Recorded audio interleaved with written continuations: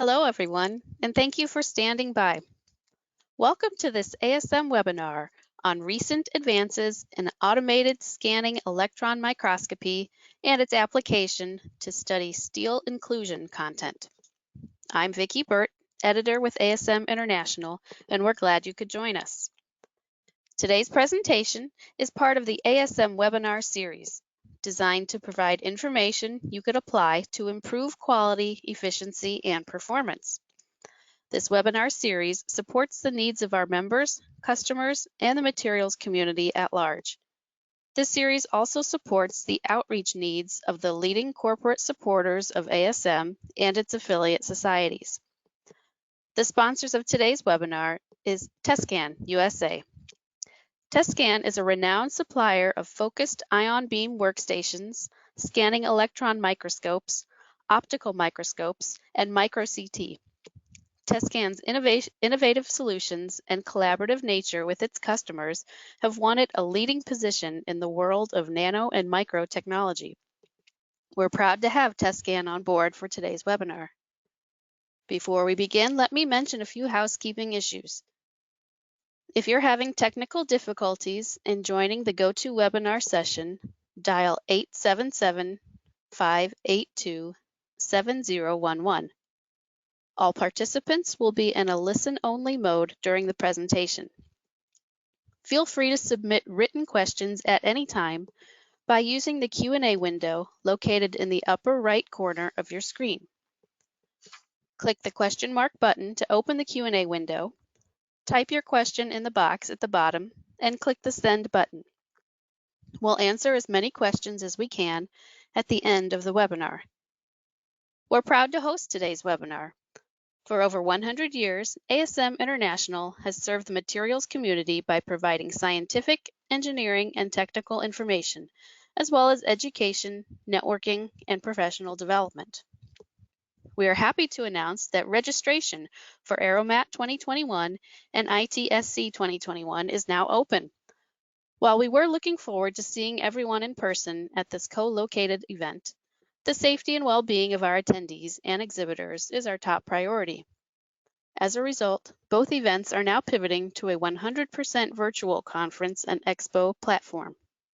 Get on-demand access to technical presentations and engage and interact with your colleagues from around the world.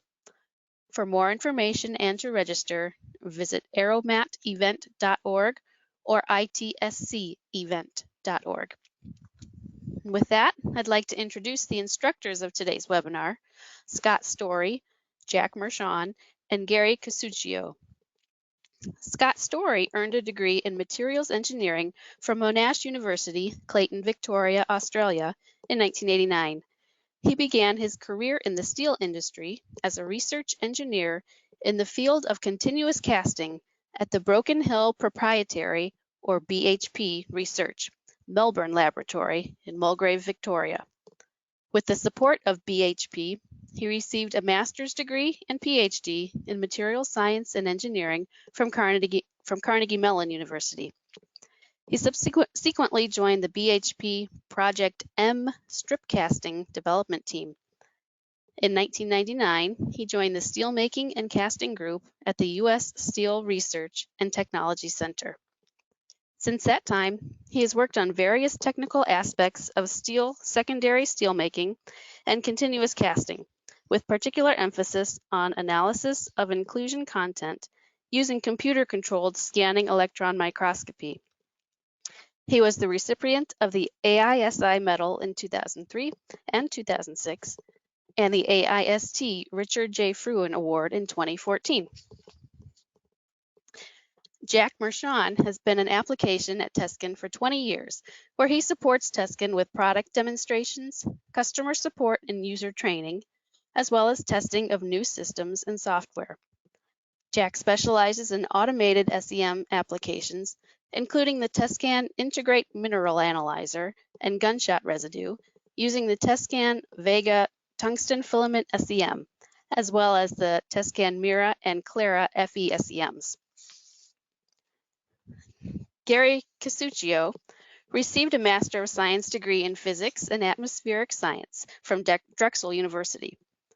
His research interest is in individual particle analysis using scanning electron microscopy and energy spectroscopy microscopy techniques, and he has pioneered the development of automated SEM EDS techniques for over 40 years. Gary uses this technology to characterize particles in a variety of applications, including inclusions in steel, environmental, additive manufacturing powders, wear debris, and soils. He also provides technical focus at R.J. Lee Group on projects for industry, governmental agencies, academia, and law firms, and leads development efforts of R.J. Lee Group's next-generation automated SEM EDS IntelliSEM software. And now it is a pleasure for me to introduce Scott, Jack, and Gary.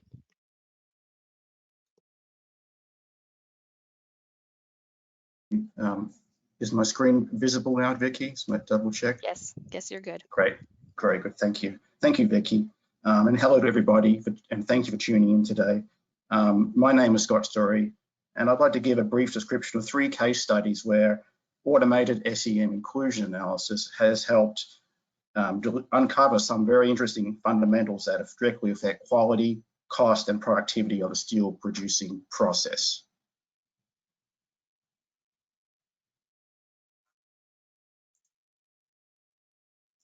Okay, before I begin, I wanted to just give a bit of a brief introduction of who I work for, which is the United States Steel Corporation. Our current North American footprint is shown here in the upper part of this the North American USA map here. We have iron ore mines in Minnesota and Keetac up in Minnesota. We also just recently, as you can see here, the BRS here, we just acquired Big River Steel early this year, and our North American capacity is now just shy of 17 million tonnes a year. Puts us in about the top 3, I believe, at this point in time in terms of production in the United States. Big River Steel is an exciting development. It complements our existing fully integrated operations with an electric arc furnace option with a state-of-the-art compact direct strip rolling facility, which opens up many very interesting opportunities in terms of flexibility, efficiency, and capability. And there's a lot of things to do with inclusion analysis we're going to be looking into in the future as well with that. We also operate one of the largest integrated plants in Central Europe, in the Slovak Republic. Our Casuccio facility can produce 9 million tonnes of steel, 5 million tonnes of steel per year and as its rated capacity. I am based at the US Steel Research and Technology Center in the Pittsburgh area. I work assisting many of these facilities shown here with many technical issues. And also, this is the same location where our inclusion analysis facilities, our automated inclusion SEM facilities are located. And we're also very fortunate to the fact that Tescan USA and R.J. Lee Group are located in the same close general area. Now, the question is, why are we so interested in inclusions? I think it's important to, it's very important to know this to make for efficient production of quality steel products. For starters, they affect surface quality, and also many play key role in many properties that are related to formability, stress corrosion resistance, for example, and strengthening elongation.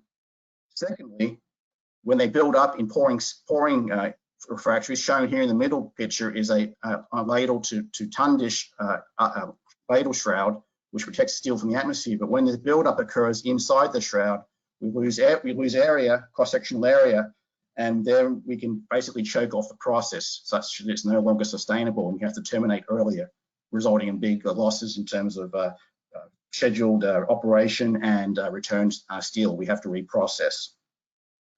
Also, bits of these buildups can wash out into the stream and into the mold in the caster and end up very close to the surface of the product, creating the surface imperfections I show on the left-hand side here, for example. In the very worst scenario, to the very right, we may disrupt the process to the point where we get such large mold level swings and other discontinuities in the casting operation that in the mold area that we may lose containment of liquid steel below the mold. And that is a big disaster which can cause a large amount of downtime and equipment damage. All these factors add up to big dollar advantages for us to try to understand the inclusions, especially in these days with the steel prices being so high, as it's currently above $1,200 a ton hot rolled at the moment. So we really want to dig into and understand the fundamental of inclusion formation and understand their behavior, so we can better control the process and avoid these three major issues. Inclusions in liquid steel are quite interesting in terms of there's quite a wide spectrum in the population. As shown here, we have a wide range right in a steel. It can exist nitrides, sulfides, and oxides. The nitrides at the 12 o'clock or midnight position are really the worst, probably some of the worst inclusions to come across. They're very sharp and angular nature, and they usually mean that you've probably got nitrogen or air aspiration going on in the process to a great degree. They're very detrimental to the properties of the steel. Sulfides are also often not the best either. They can elongate during rolling, such as manganese sulfides, which leave pre-existing cracks, which basically leaves pre-existing cracks in the product that reduces formability and elongation. The other inclusion, but we really look at more closely, is the calcium aluminate, which we'll discuss a bit later, is probably the best inclusion of all this spectrum here in terms of the fact that it's liquid and it passes through the pouring system without building up, and is also round, and so it doesn't act as a stress raiser. Interestingly enough, any sample of steel can contain many of these inclusions, and it's important to characterize this population. Just before I go too much further, I wanted to sort of give a bit of background on the technology that is described in this presentation. And here are the basic steps that are involved in running an analysis that we are talking about here using automated scanning electron microscopy. First, the analysis area is defined, and a grid is drawn based upon the desired pixel spacing for searching for inclusions. This one is a fairly coarse grid shown here. Typically, a sample that we will cross-section, we'll look at it be about 10 millimeters by 50 millimeters in length. The grid is shown here. Once the grid is set up, and we go to each spot in the grid and take a field image, and in the field image we look at the backscattered signal and get intensity variations due to the presence of inclusions spatially within that area. Inclusions being lower in atomic weight than the rest of the steel matrix will show us darker areas or dark spots in the image.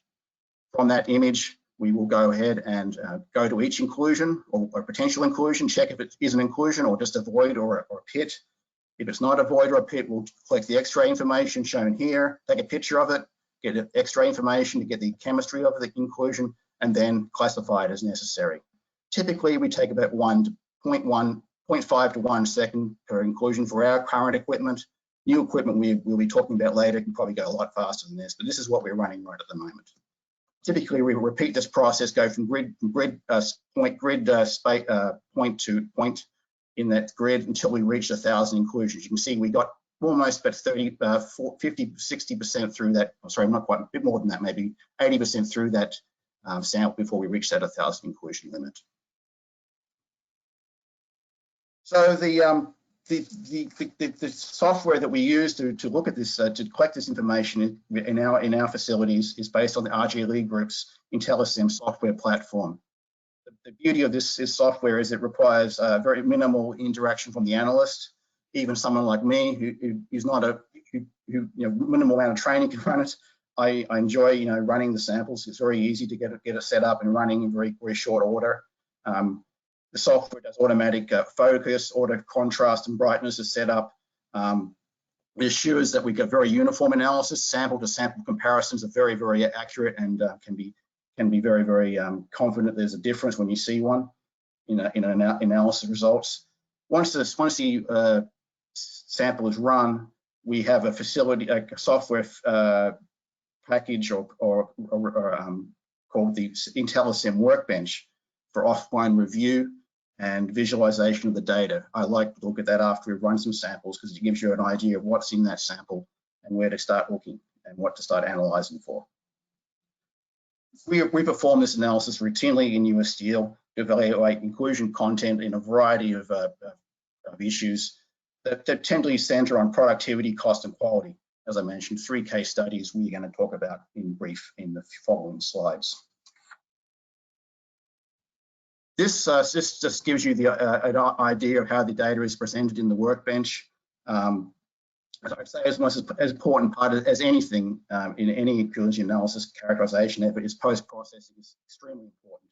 And also matching this data with the casting steelmaking process is also equally important. In trying to distill this down to something that is manageable is very important as well, because it's sometimes overwhelming with the number of variables that you can see here. But each inclusion, you get the chemistry, you get the size, you get a picture of the inclusion. As you can scroll up and down. It's very, very user-friendly. You can sort in terms of chemistry and stuff like that. Getting a lay of the land is important to calibrate initial direction of any analysis of the data. This data can be downloaded in CSV form, and I usually do that and manipulate it further in programs such as Visual Basic or Excel.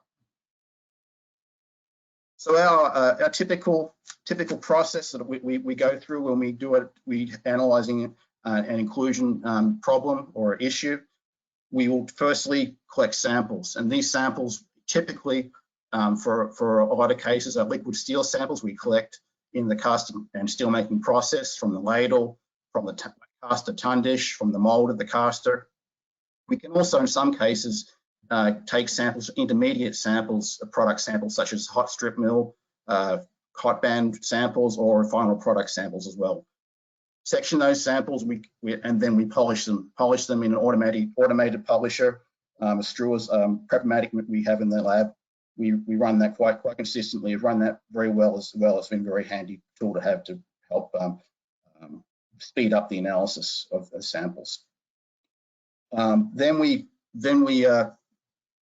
take the sample to the ASCAT, which was called the Automated Steel Cleanliness Assessment Tool, based upon the Tescan Vega platform, Vega 2 platform with an extra large chamber. That unit has been shown here is when it was installed 15 years ago, and it's run really very, very reliably since. It's probably the most reliable part of the whole system that we've had in place. We have a Bruker 10mm squared silicon drift detector. Now that's a bit outdated these days, but again, it's still very capable for doing the work that we are looking for. We upgraded the software, the IntelliSim software in 2013 with the help of RJ Group. Shown here is a software shown in this picture is actually the original software, which was prior to the release of IntelliSim in that time period.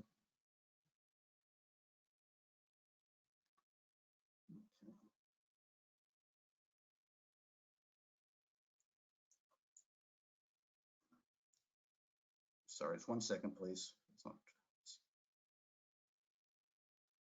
Okay, there we go.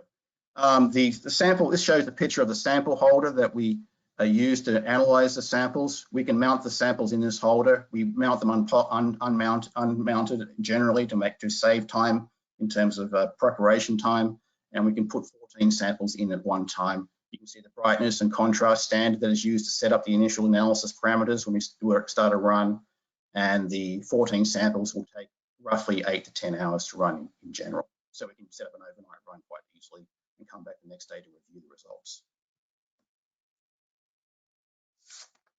Now, one of these things that we've been working with more recently, and this is one of the case studies we're going to talk about, is that automated SEM with the ASCAT is fine, but the turnaround time can be several days at the least, up to several weeks before you can get results, sometimes depending on demand through the facility. In each of our plants, we have a different analysis, inclusion analysis capability based upon optical emission spectroscopy.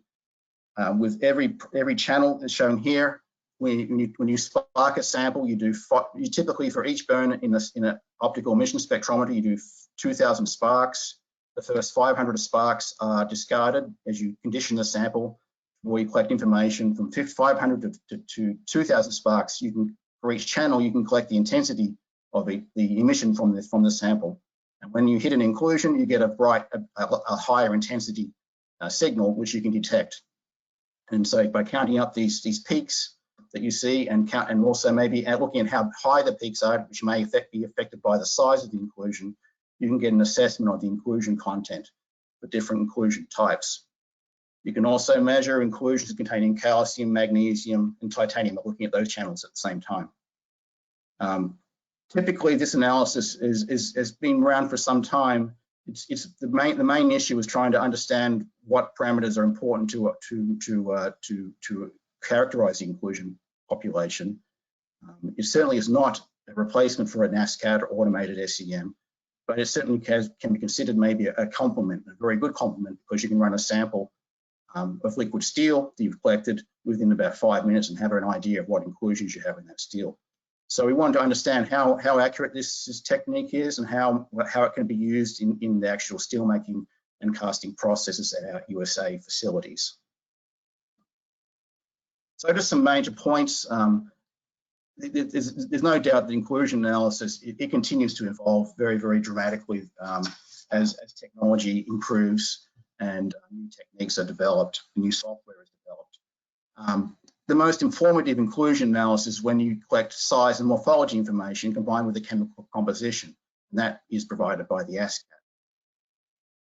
Automated SEM is the most precise technique by far. However, it often lacks sufficient speed, and you want to try and solve a problem often as quickly as possible before you continue to suffer losses due to poor quality or process disruptions. The pulse discrimination and analysis of optical emission spectra that I described in the previous slide definitely has a speed, but the big question mark, and we wanted to understand a bit better how precise and accurate is it, how representative can it be in terms of characterizing the inclusion population, and is it an attractive complement? So here we go. We're going to go through that description a little bit further in more detail. These grades we're looking at here were produced at Plant B, which is our largest integrated facility. And they're low to medium carbon steels, sometimes in the paratectic composition range with aluminum killed, and they have a manganese range of 1.3 to 2.3%. These types of steels are in our family of advanced high strength steels that we are currently developing and having increased production of. All the heats in this work were processed through the Lateral metallurgy facility, which electrically heats the steel and adds alloys and trims temperature and composition prior to delivering a ladle to the caster.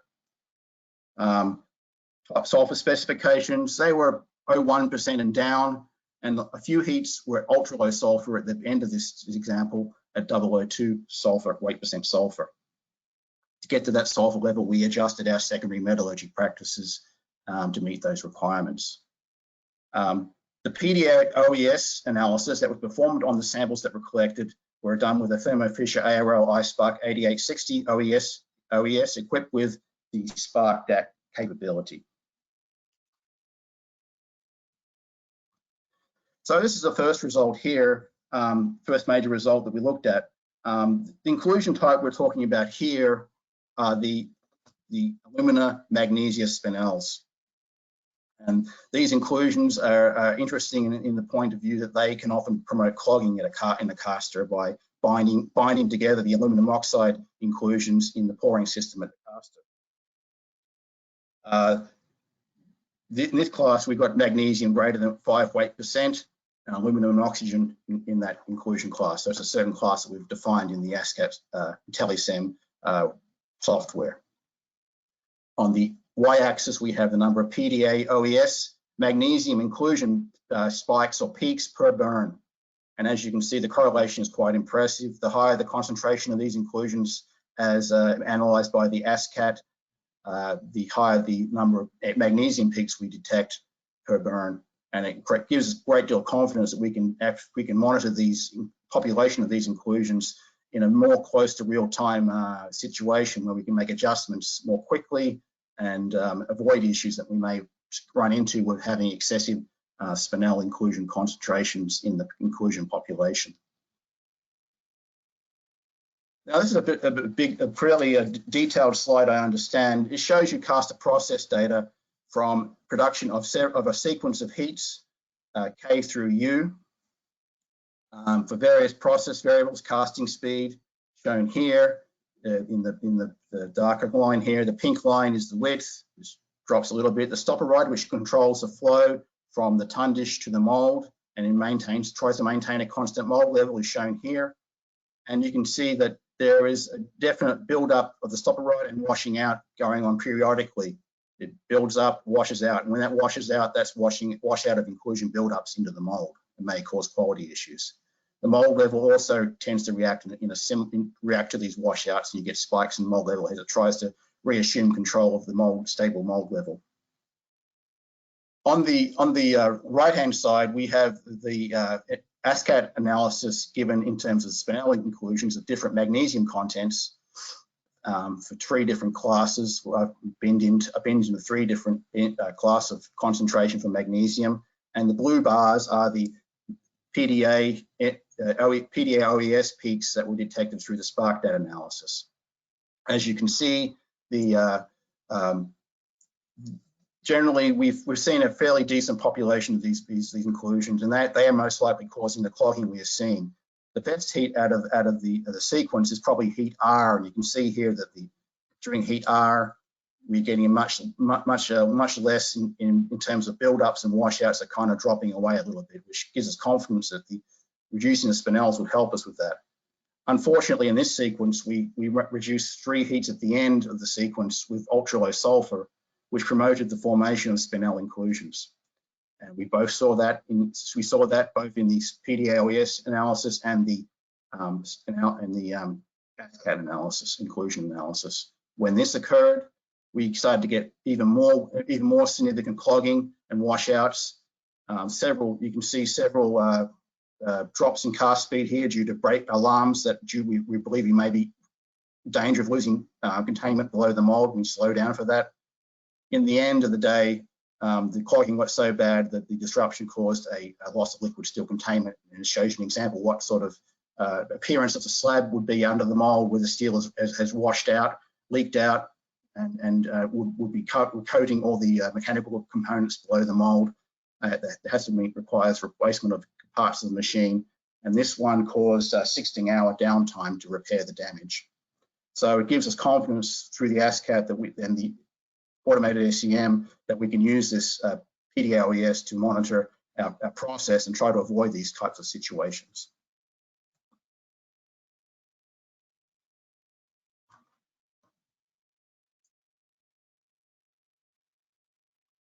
Sorry, it's locked up again.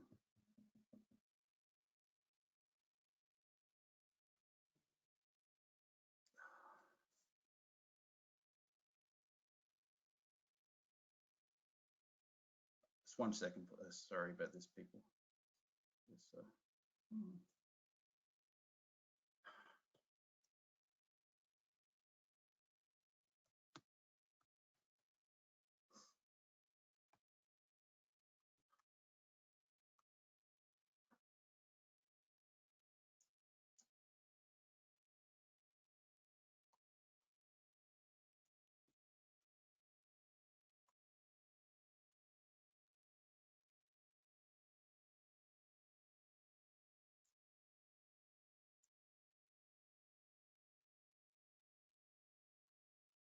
I think Vicky, unfortunately, the computer is locked up for a second. So. Okay. Did you try using the keyboard to advance it? Yeah, it's not doing anything. Okay. I'm sorry, I'm really sorry, folks.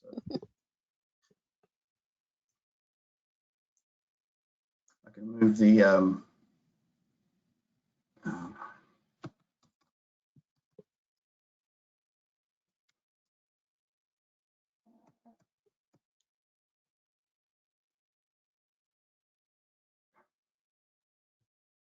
is there somebody else can present the presentation?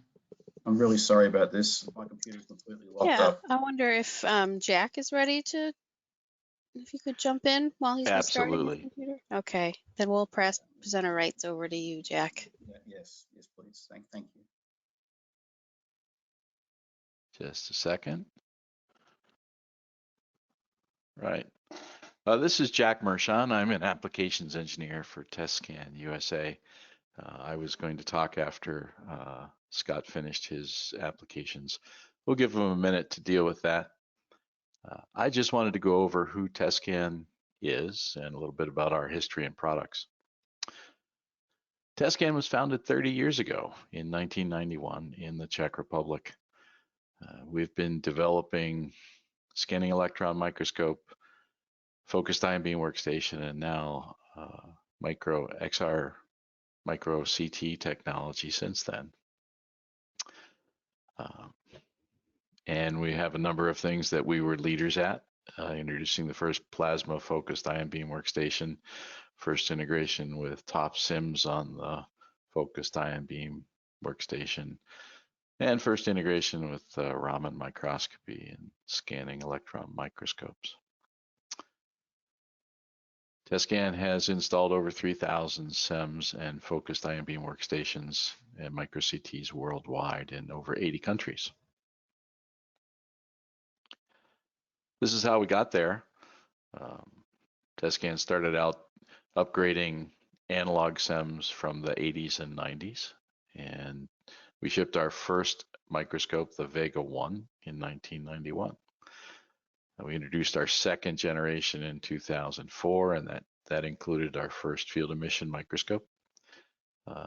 The third generation came along in 2010 with more options. This is our current product line. We're happy to be shipping our fourth generation of our technology.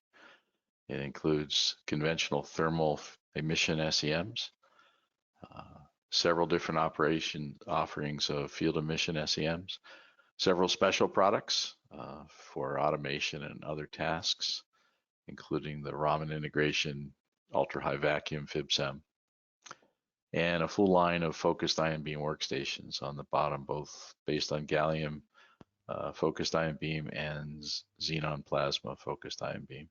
And for the last 2 years, we've been offering X-ray micro CT products as well.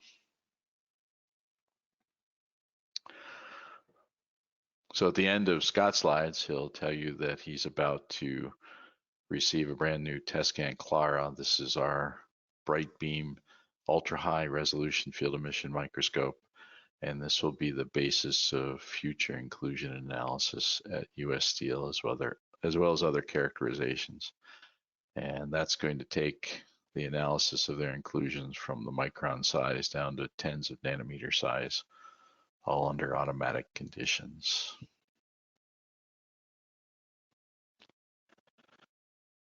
If you have any questions about Tescan or our products, feel free to contact me, jack.mershon@tescan.com.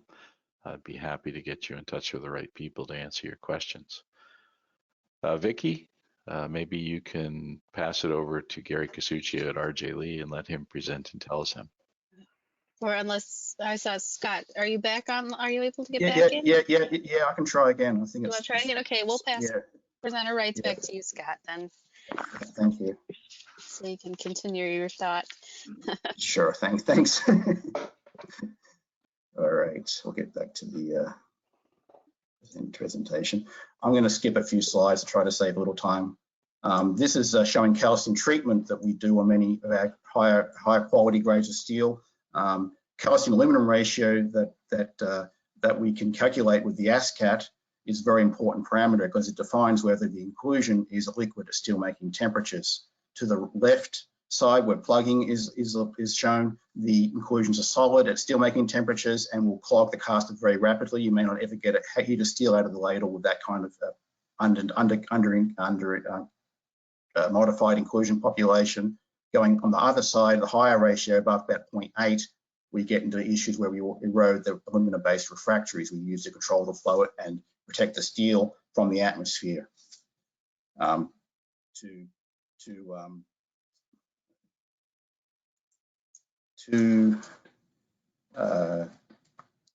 we go.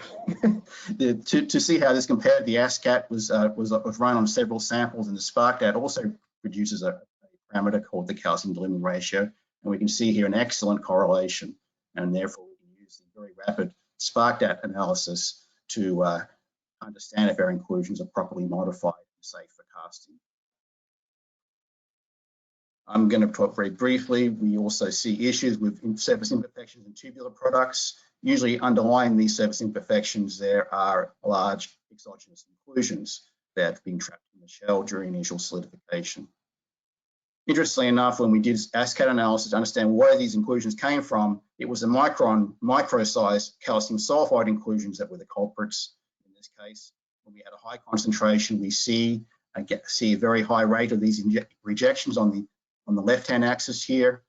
Higher the concentration of these inclusions, the more of these rejects you were getting at the pipe mill, and also the more disruptions in mold level due to the buildup shown on the right here, washing out into the mold and causing mold level fluctuations. Again, showing the power to understand the fundamentals, then make appropriate changes to get us away from unacceptably high calcium sulfide concentrations in our liquid steel. Ladle slag control, this is to do with inclusions that are formed in ultra low carbon titanium stabilized grades. These grades are typically used for exposed automotive applications, and we often have very high surface quality expectations. In here, in this case, the ladle slag with iron oxide is a concern. Iron oxide is very oxidizing to the steel, as shown in the reaction, creating inclusions by giving its oxygen to the aluminum dissolved from the steel. The idea is to try to avoid excessive concentrations of alumina being created, which will adversely affect our surface quality. So we wanted to study it in a bit more detail. We ran some trials where we controlled the FeO in the ladle slag with some special practices that add elemental aluminum to the slag to try to keep the FeO a little lower. These are the pink squares in this diagram. We also we ran some trials where we ran heats with no slag condition, where the FeO was allowed to do whatever it wanted. And we got FeOs at almost as high as 30% when we did that. And you can see here we get a significant increase in the aluminum inclusion concentration when the FeO was above about 20 weight%. And that's when the steel comes, the slag on top of the ladle comes very oxidizing to the steel and creates clouds of inclusions that permeate throughout the whole liquid steel volume. Going through the surface inspection data for the heats that were above and below 20 weight% FeO, we saw the heats above 20 weight% FeO had a much higher diversions due to surface quality issues compared to the ones below 20 weight%. That verified our understanding and made us adjust our practices to make sure we do whatever we can to keep the iron oxide concentration below 20 weight% in these grades in the ladle slag. This just shows you how these, if you get a high FeO, what happens. These inclusions will build up and wash into the mold in clouds. They get trapped in the shell. They're very close to the surface, and when you go to roll them out in the hot strip mill and the cold mill, later in the cold mill and coating processes, you get long linear streaks in the surface, which are unacceptable for the intended application. Those inclusions, I should add, are in aluminum oxide, as we would expect. A bit more detailed information here, and we verified that indeed the sweet spot for us, and it probably was verified with the inclusion data, was somewhere between 8 and 16% FeO was the best window to be in. Lower FeOs are actually bad as well. It's a bit more detail involved there, but the inclusion data also verified that we should not go to ultra low FeO levels. Lower is not better. Higher is definitely not good either. The future, as Jack mentioned, we are going to be upgrading our facility. Our facility has been in operation for almost 15 years now. And a very similar inclusion is shown for our current system. Our current system, 3 micron, I think it's a calcium aluminate inclusion, so spherical inclusion. You can see here there's very little detail in the image at all. You can see basically the size of the main information. No phase separation information is possible because of the limitations of the tungsten filament platform we use now. New generation ASCAT for a very similar inclusion. The amount of detail is just unbelievable in my mind. And it's going to be very exciting to move into this new technology where we can separate phases in inclusions, which have important implications in terms of their behavior in liquid steel and their impact on the final product properties. So this is going to be a new platform to install in the next several months. And we're also very interested in looking at the smaller size inclusions. These inclusions are the nano size inclusions, precipitates that affect strength and formability of many hot roll advanced high strength steel grades. Currently, we are limited to 1 micron. The lowest size we can see with the current system is 1 micron. You can see here with a carbon replica with 2 different detectors. The detector, low energy detector on the right is probably the best one. This carbon replica with the inclusion embedded of titanium chromium nitrides, we can get quite good images, and we'll be able to do automated inclusion analysis on these nanoparticles, which will be excellent to help support process developments to improve our steels in terms of strength and formability. These are advanced high strength steels of the future. And that concludes my presentation. I apologize for the technical difficulties. I'll turn it over to Gary.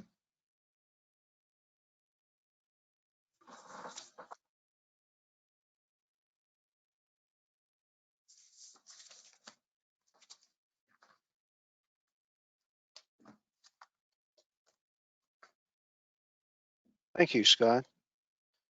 Nice presentation. Introduce myself. I'm Gary Casuccio with RJ Lee Group.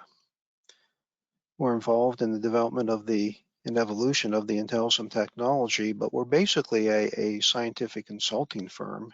We work with clients throughout the world. We like to solve problems using analytical data, using industrial forensics approaches. But a special interest of mine and the company is automated SEM analysis. We've worked with this technology for over 4 decades. We've constantly advanced the technology. We think it's a very unique technology because it incorporates numerical information with image information. The combination of the two is very powerful. The IntelliSEM technology has evolved over the last decade to incorporate new and improved features based off of our own internal work that we do as consulting for our clients, and with clients that want to have the in-house capabilities such as US Steel, we offer the technology to them. So in essence, we are a systems integrator and integrating our software into Tescan microscopes and EDS systems. One of the key aspects of our technology is not only the automation of inclusions in the example that Scott was showing you, but in processing the information in a manner that can be reviewed very easily and in a collaborative manner at remote locations. So the data that is collected in automated fashion is ported to a database in real time, and the information can be reviewed by users while the analysis is ongoing, so it doesn't limit you to be on the microscope. You can be working in another part of the building or at home or at any remote location where you have access to the database. Where are we headed in the future? Well, Scott mentioned the nano size inclusions. Where we've been working with nanoparticles in a variety of areas. In the intro for Gary Casuccio, that was mentioned about the work that we do for environmental, and we've been working in that area for quite some time, and nanoparticles are of critical need for characterization, not only for inclusions, but in a lot of aspects of material science. Scott mentioned that the ASCAT analysis was not fast enough for some applications, so we're constantly trying to make not only a better analysis, but a faster analysis.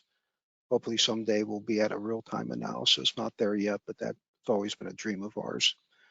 New capabilities. Scott mentioned multi-phase inclusions. We're working on that to enhance the ability to characterize inclusions. Looking to make a faster, better analysis. We're looking into the potential of artificial intelligence and computer vision, machine learning to make decisions in real time and to process information, especially with respect to classifications, in this case, inclusions. Our database, as I mentioned, has been developed to promote collaboration and efficient review of data, and these could be large data sets. You basically can do offline microscopy with this type of technology that we've developed. Have like a global map feature in there where all information that we collect is stored to the database. And so it offers a lot of potential for applications and the review of data, not only by experts, but by people who are new to the technology. And so our goal is to continue to improve in that area and develop better ways to do correlative analysis. And with that, Vicki, I'll pass it back to you for questions and answers at this point. Okay, thank you, Gary. And thank you all three of you for the presentation. We do have some questions here. This first one is for Scott. And the question is, do you report ASTM E2142 results? At this time, we still do the old school E45, ASTM E45 results, but we plan, with a new SEM to be ASCAD to be installed, we plan to move to that reporting capability. Okay. Here's another one for you, Scott. How many samples per year do you analyze with the IntelliSEM? In a good year, be about 1,500 samples to sometimes 1,000, depends upon the production. The last year's been a little quiet because of the COVID, but this is ramping up right now. But that's about it, yes. Okay. I have another question, or I have a question here for Jack. What is unique about Tescan's systems when doing particle analysis? Well, to do particle analysis successfully in the SEM, you have to have a very stable system. So Tescans have remarkably stable electron beams. We have fast, accurate stages. You could easily spend hours just moving the stage around a sample. So ours does a good job at that. We have a very high performance backscatter detector that lets us image as fast as possible and get good results to detect and measure particles. And we have a very robust control system. We call it SEM, and that lets IntelliSEM control the SEM very efficiently. Okay. Another one here. What other solutions does Tescan offer? One of the special solutions Tescan has is the Tescan integrated mineral analyzer. And it does particle analysis. It's designed for people doing mining and refining of ores, copper and gold and other metals. So its job is modal analysis and liberation analysis, and it does particle analysis for that. Okay, thank you. All right, Gary, I have a question for you here. Can IntelliSEM do particle analysis applications in addition to inclusion in steel? Yes, I mentioned some of the work that I've done in the past with environmental particulate. That's where my work in this area started and continues to play a big role in that area to this day. And in almost any application you can think of that requires statistical analysis of individual particles, this technology can be used on. Whether that's additive manufacturing powders, gunshot residue, wear debris, things of this nature, recipes can be developed for those applications. Okay, I'm going to throw another one back to Scott here. If the inclusion distribution is not uniform, how many fields do you analyze, and how do you decide where to take your sample from? Yeah, we will generally you get a pretty good feel almost any time. 1,000 inclusions is more than enough for what I want to look at for a process sample. For an uneven distribution of inclusions, you need to take more samples. If you've got a very sporadic inclusion that only causes imperfections like once every say minute or so, for example, you need to take more samples to try and catch those inclusions. So often we'll take serial samples in the caster, like 1 every minute or 2 minutes for a whole heat or two, to try to catch those inclusions, which are outliers that are causing issues. Okay. Another question here for Scott. They're all coming in with your name on them. Scott, congrats for the presentation. And which tip do you recommend to reduce the number of unclassified inclusions in an automated analysis? Well, I guess unclassified ones, you got to look and see what they are. And with the IntelliSEM software, you can go back and see what those guys are and then set up some new rules to try and catch them. I do that quite often, actually, when you get inclusions that are miscellaneous and you catch them, you look at them and see what the rules are and change the rules.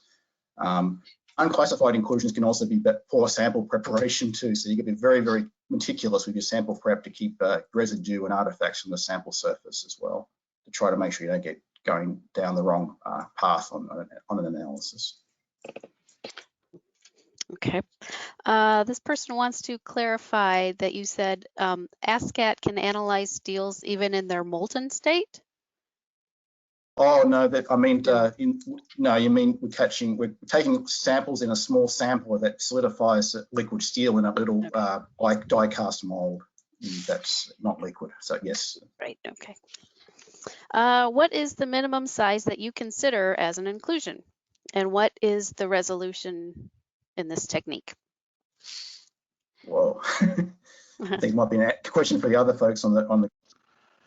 For me, we can only do 1 micron and below right now with what we have. But the new equipment, we go down to 10 nanometers, and there are certainly inclusions in that size range that affect strength through precipitation hardening in advanced high-strength steels, and also will affect formability, hole expansion, and stuff like that. I don't know if Gary or Jack would have any other comments. Absolutely. So the size depends on resolving the object in the SEM. So the Clara will do essentially 1 nanometer resolution. That being said, you're under the tyranny of physics to find something 1 nanometer in a sample that could be a couple hundred square millimeters in size. So. Okay. Okay, let's see, moving on. Is it difficult to analyze nitrites using EDS? Gary, do you want to take that one? Sure. Yeah, nitrites are difficult because of from a chemistry perspective, because they're at the low energy range and there's interferences down in that area. But there's different ways you can analyze that. You can, with the improvements in EDS technologies, becoming easier to detect and characterize nitrites. Also, nitrites often have a very good morphological characteristics, and it brings back to some of the technology we're looking at to incorporate the morphology using machine learning to help pull out the nitrites. There's a lot of interest in nitrites with in addition to oxides and sulfides. So that's an area that's great interest to us, and we're pursuing it. Okay. Someone wants to know in general, how much time does it take to do 1 sample in minutes, say? For us at the current time, the minimum time is about 45 minutes with the current way the setup is. But we probably can go much lower than that. I think, you know, Gary would have a comment on this, but if you look at the amount of statistics you need, you may only need 200 conclusions to get a good analysis, and that could be done within 10-15 minutes in my mind, especially with the new detectors that we're going to be putting in the SEM that we're going to be purchasing. Right. Okay. Let's see. This person says, steels are magnetic materials, so how do you cope with stigmation drift? This will obviously be more important as you work at higher magnifications. Ooh, that's specific. How do you cope with stigmation drift? Jack, I think you might have some idea on that. Sure, let me talk to that. Typically, the samples that we run for the inclusion analysis are not strongly magnetic. They are stable as long as they're not charging. And the SEM, once you set it up, just stays where it is.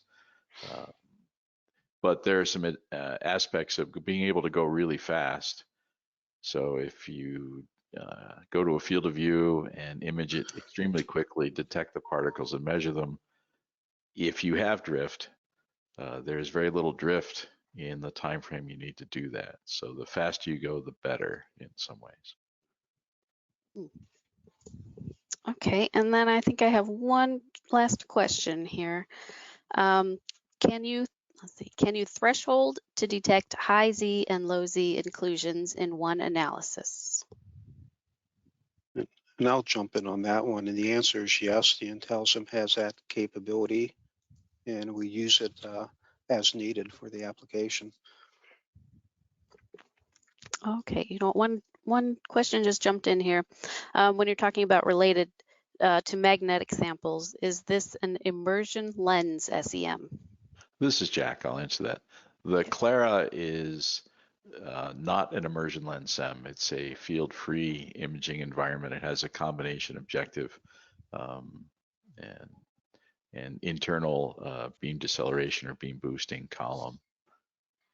But that means you can look at magnetic samples and successfully. Okay, well, that is all the time we have time for. All the questions we have time to answer. In a few days, everyone will receive an email with further contact information if you have more questions. I encourage everyone now to complete the brief survey that will appear on your screen as you exit the webinar. With your input, we can continue to provide webinars with high quality, practical information that you can use. I also encourage you to follow up with Scott, Jack, and Gary for more information about recent advances in automated scanning electron microscopy and its application to study steel inclusion content. Once again, I'd like to acknowledge the sponsors of today's webinar, Tescan USA. Tescan is a renowned supplier of focused ion beam workstations, scanning electron microscopes, optical microscopes, and micro-CT. Tescan's innovative solutions and collaborative nature with its customers have won it a leading position in the world of nano and micro technology. For more information, visit the website found on your screen. Thank you again for participating in this ASM webinar. Have a great day, everybody.